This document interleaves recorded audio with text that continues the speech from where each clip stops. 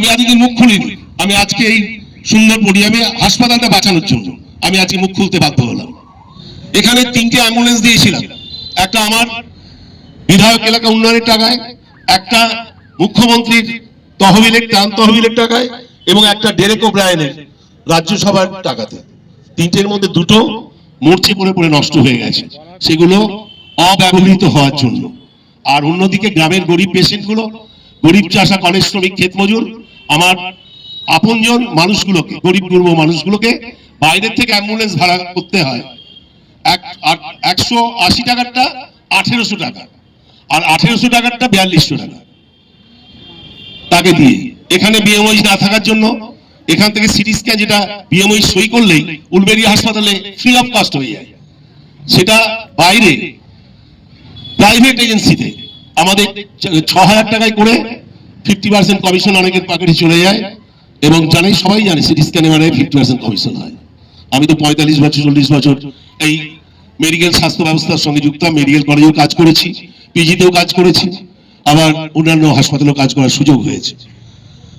এখানে যে ওষুধগুলো সরকার 12,000 কোটি টাকা দিয়েছে, আমি স্বাস্থ্য বাজেটে প্রত্যেকবারই বলি বিধানসভায়, আমাদের 2010-এর বাজেট আর আজকের স্বাস্থ্য বাজেট 15 গুণ বেশি হয়েছে, ওষুধের বাজেট 18 গুণ বেশি হয়েছে।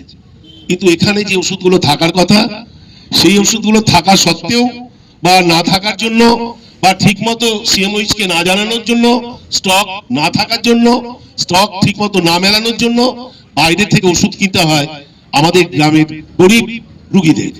এটাও অত্যন্ত লজ্জার, দুঃখর এবং বেদনার। এখানে বিএমওইচ না থাকার জন্য আমরা এখানে 3জন এমডি স্পেশালিস্ট ডাক্তার দিয়েছি মেডিসিনে, আমরা গাইনিতে 3জন ডাক্তার দিয়েছি।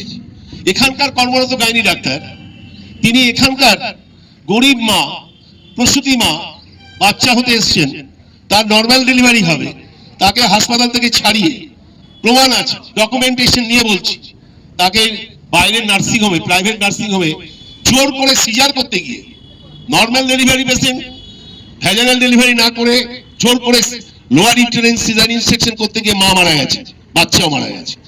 চন্দ্রপুরে 2টো বাচ্চা, 2টো মা বাচ্চা হতে গিয়ে মারা গেছে। এর কৈফিয়ত কে দেবে? ডিস্ট্রিক্ট ম্যাজিস্ট্রেট, জেলা শাসক, তিনি নিজে ডাক্তার, তারপর আইএস অফিসার, ডাক্তার পি দীপপ্রিয়া, তিনি নিজে ডেকে ভৎসনা করেছেন, বলেছেন কেন আপনাকে অ্যারেস্ট করা হবে না, কেন নর্মাল ডেলিভারি পেশেন্ট আপনি বাইরে আপনার ডাক্তার এখান থেকে নিয়ে গিয়ে সিজার করেছেন, কোনো উত্তর দিতে পারেননি। তা এই ধরনের যে চলছে, আমি বারবার ফোনে, আমাকে যখনই পেশেন্ট পার্টিরা বলেন, আমার কাছে প্রায় 15,000 অভিযোগ আছে, আমার প্রধানদের কাছে, পঞ্চায়েত সমিতির কর্মাধ্যক্ষদের কাছে, পঞ্চায়েত সমিতির সভাপতির কাছে, ব্যক্তিগতভাবে আমার এমএলএর কাছে, আমার বিধায়ক কার্যালয় প্রতিদিন খোলা থাকে। পেশেন্টরা আসে, রোগীরা তাদের অভিযোগপত্র লিখে রাখে, সব অভিযোগ সুন্দর করে সাজিয়ে রেখেছি, দিয়েছি, মুখ্যমন্ত্রীকে দিয়েছি, পশ্চিমবঙ্গ মেডিকেল কাউন্সিলকে দিয়েছি, স্ট্যান্ডিং কমিটি হেলথেও আলোচনা হয়েছে এখানকার বিএমওইচ এর কার্যকলাপ নিয়ে। তিনি ডিউটি করেন না, 7 দিনের মধ্যে তিনি 3 দিন আসেন, তাও ওনার যে কোয়ার্টার বন্ধ থাকে, তালা বন্ধ থাকে, কোয়ার্টার থাকেন না। আর না থাকার জন্য বাইরে থেকে এক্সরে, বাইরে থেকে ইসিজি, বাইরে থেকে ওষুধ কিনতে হয়। গরিব মানুষকে জোর করে সন্ধ্যে 7টার পরে রেফার করা হয় পিজি মেডিকেল কলেজ, পিজি ডাক্তাররা হাসাহাসি করেন, আমার বন্ধু, আমার ছেলেও তো পিজি হাসপাতালের ডাক্তার, তারা হাসাহাসি করে যে সন্ধ্যে 7টার পরে আমার কাজ হলো রেফার করা। তখন তো কোনো মেডিকেল কলেজ ভর্তি করতে পারে না, অ্যাডমিশন ডেটটা সকাল 9টা থেকে আরম্ভ হয়, তারপর থেকে তো বেড ভর্তি হয়ে যায়।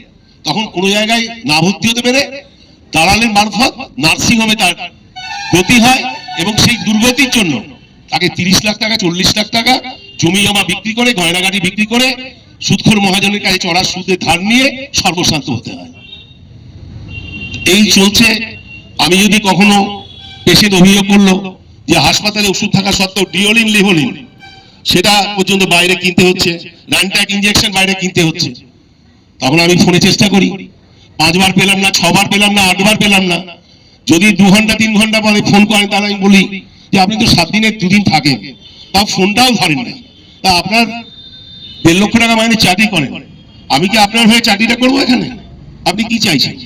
আমি তো সারা বাংলার স্ট্যান্ডিং কমিটি হেলথের চেয়ারম্যান। আমি তো গত 6 মাসে 8টা জেলা ঘুরে এলাম, মেডিকেল কলেজগুলো, জেলা হাসপাতাল, মহকুমা হাসপাতাল, subsidiary primary health centre, state general হাসপাতাল, কোথাও তো এরকম দেখিনি। তো এখানে কেন? তারপরে চিত্রগুপ্তর খাতায় দেখলাম লেখা আছে উনি এখানে পুরসা হাসপাতালে এর আগে গেছিলেন, এখানে 6 মাস ডিউটি করেছেন, সেখানকার মানুষদের নাভিশ্বাস উঠেছিল, সেখানে মানুষেরা আন্দোলন সামিল হয়েছিল যে হাসপাতালে কেন ওষুধ পাওয়া যায় না, কেন 4 জন প্রসূতি মায়ের মৃত্যু হয়েছে সন্তান প্রসব করতে গিয়ে, কেন 6 জন বাচ্চার সদ্যজাত শিশুর মৃত্যু হয়েছে, কেন বাইরে থেকে ওষুধ কিনতে হয়, ওষুধের দোকানগুলোতে কেন তো লাইন পড়েছে, হাসপাতালে যেখানে ওষুধ পাওয়া যায় না। তার 4 মাস আন্দোলনের পরিপ্রেক্ষিতে স্বাস্থ্য দপ্তর পানিশমেন্ট ট্রান্সফার করে স্বাস্থ্য ভবনে ওনার গতি করেন। তারপর ওনার ভৌতিক বলে উনি এখানে চলে আসেন, আমাদের আমতার ঘাড়ে চাপেন। খুব দুর্ভাগ্যজনক, খুব বেদনা দেয়।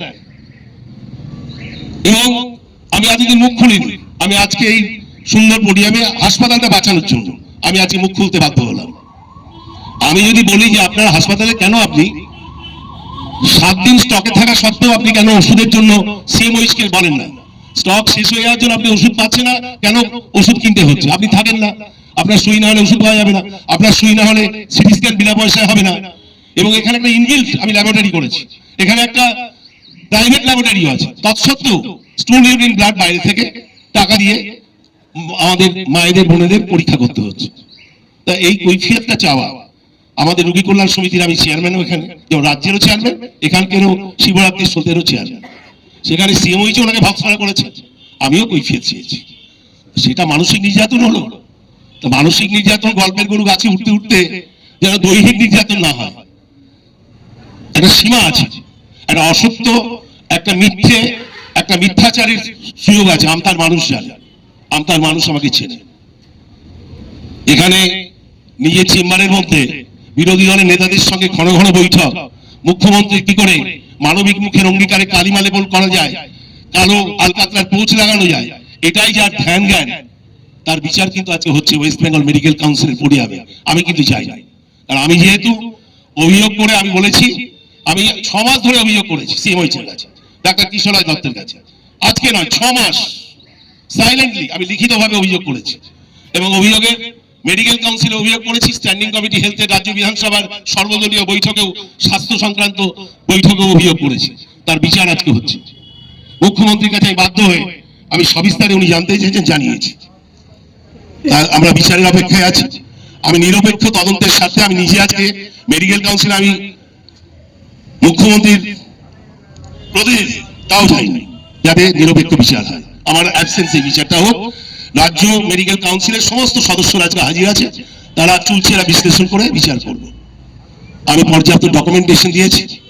শুধু বিরোধী দলের হাতে তামাক দিয়ে, শুধু এলাকায় শান্তির বাতাবরণকে ধ্বংস করে, আর হাসপাতাল উন্নতিটা ওটি বন্ধ 3 মাস ধরে লিফট বন্ধ, 2টো অ্যাম্বুলেন্স মরচে পড়ে গেছে, ওষুধ কিনতে হচ্ছে বাইরে থেকে, নর্মাল ডেলিভারি পেশেন্ট বাইরে গিয়ে সিজার করতে গিয়ে মারা যাচ্ছে। আমি অন্তত I am the last person to tolerate, it's quite unbearable.